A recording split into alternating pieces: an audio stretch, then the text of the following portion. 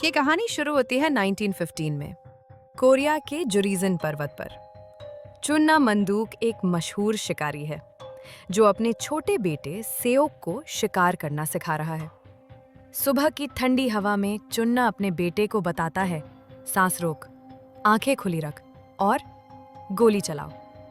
सेओक पहली बार निशाना लगाता है और अपने शिकार को मार गिराता है। वो खुशी से उछल पड़ता है और पूछता है, पापा अब क्या शिकार करेंगे? चुन्ना हंसते हुए कहता है, अगली बार एक जंगली सूअर पकड़ेंगे। दोनों का रिश्ता गहरा है, लेकिन चुन्ना का अतीत कुछ छुपा हुआ है।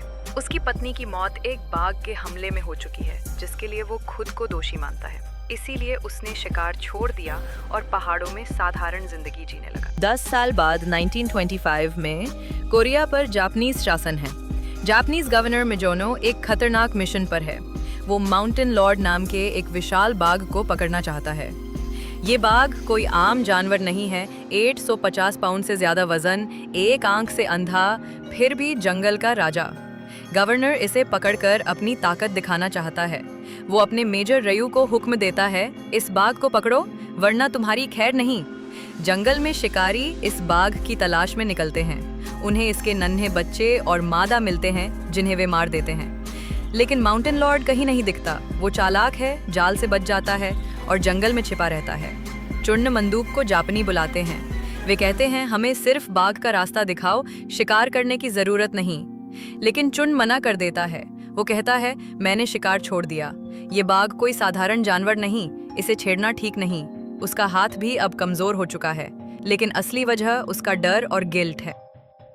अब 16 साल का हो गया है। वो अपने पिता की तरह शिकारी बनना चाहता है, लेकिन उसकी ज़िंदगी में एक और मकसद है, अपनी प्रेमिका सन से शादी करना। सन की माँ उसे किसी अमीर दुकानदार के बेटे से शादी करवाना चाहती है। वो कहती है, सेओक तो बस एक शिकारी है, वो तुम्हें अच्छी ज़िंदगी नहीं दे पाएगा। सेओक को ये बात चुभ जाती है। वो सोचता है, अगर मैं माउंटेन लॉर्ड को पकड़ लूँ तो बहुत पैसा मिलेगा, फिर सन मेरी हो जाएगी। वो अपने पिता की मर्जी के खिलाफ शिकारियों के दल में शामिल हो जाता है। चंद गुस्से में कहता है, ये तुम्हारी जगह नहीं है, लेकिन सेओक नहीं मानता। वो कहता है, मैं आपका बेटा हूँ, शिकार मेरे खून में है। मैं जंगल में जाकर नहीं रहना चाहता, मुझे शहर में जिंदगी चाहिए। शिकार शुरू होता है।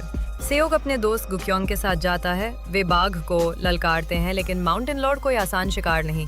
वो चालाकी से शिकारियों को चकमा देता है। एक दिन जंगल में अचानक हमला होता है। बाघ सेओक पर झपट्टा मारता है। सेओक जमीन पर गिर पड़ता है। उसका सीना चोट से भर जाता है। वो मुश्किल से बोलता है, मुझे मेरे पापा को बुलाओ। गुक्योंग मदद के लिए दौड़ता है, लेकिन जब चन वहां पहुंचता है, सेओक की सांसें थम चुकी होती हैं। चन अपने बेटे को गोद में उठाता है और चीखता है, सेओक, तुम मुझे छोड़कर कैसे जा सकते हो? चुन्न का दिल टूट जाता है। वो अपने बेटे की मौत का बदला लेने का फैसला करता है। दूसरी तरफ जापानी गवर्नर भी हार नहीं मानता। वो अपनी सेना को जंगल में भेजता है। एक बड़ी लड़ाई शुरू होती है। बाघ सैनिकों और शिकारियों पर हमला करता है। गुक्योंग, जो चुन्न का पुराना दोस्त है, इस लड़ाई में मारा जाता है। वो कहता है, मुझे यहीं छोड़ दो, ये एक शिकारी की मौत है। चुन्न गुस्से और दुख से भर जाता है। अंत में चुन्न और बाघ आमने सामने आते हैं। बर्फीले जंगल में एक खतरनाक टक्कर होती है। चुन्न अपनी बंदूक तानता है, लेकिन तभी एक अजीब चमत्कार होता है।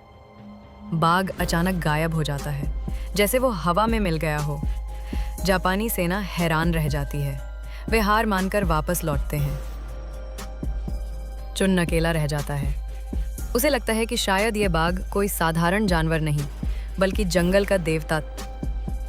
तो दोस्तों, ये थी माउंटेन लॉर्ड और चुन मंदूक की कहानी। एक ऐसी दास्तान जिसमें प्यार, बलिदान और प्रकृति की ताकत सब कुछ था। क्या आपको लगता है कि बाघ सचमुच एक देवता था, या ये सिर्फ एक चालाक जानवर की कहानी थी?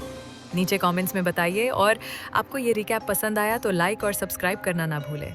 अगली बार फिर मिलते हैं एक नई थ्रिलिंग कहानी के साथ। तब तक सुरक्षित रहिए और जंगल से दूर रहिए।